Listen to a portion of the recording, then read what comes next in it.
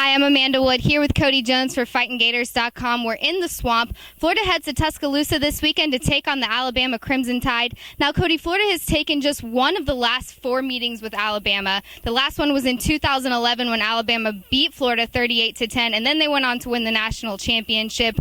Cody, what does Florida have to do to get the leg up in this? Because it seems like Alabama kind of has the dominance in this SEC rivalry. Yeah, and I think Alabama kind of has the dominance over everybody right now, though, as well as they're playing. So this is kind of an opportunity for Florida to prove that it's back in the national spotlight, and it really hasn't been the case in a couple years now. So I think this is what the players are looking at it as. Guys have even said that they're really excited to get there and maybe make a statement this weekend and kind of bring some attention back to this program that wasn't there after the 4-win season last year. So I know they're kind of downplaying it as one SEC game, and Will Muschamp has said that, and certainly don't want to put too much on this, but there's no doubt that players really see this as a big opportunity to go back and make a statement on a national scene like in Tuscaloosa.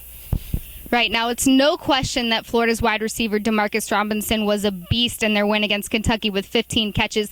But Alabama also has a stud in wide receiver Amari Cooper. So we're going to be looking at a lot at the passing game this weekend.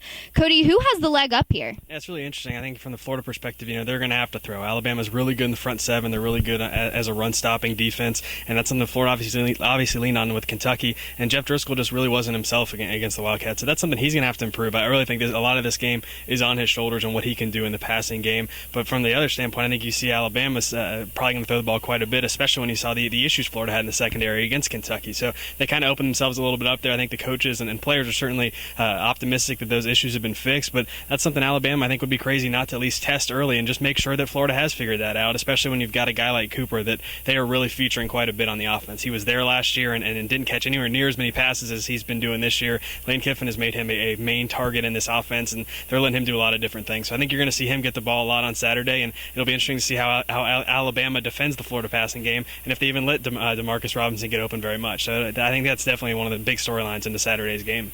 All right, now, Cody, you spoke with Florida's defensive coordinator, DJ Durkin, today. Alabama has a star in quarterback Blake Sims, running back TJ Yeldon, and we've already talked about Amari Cooper.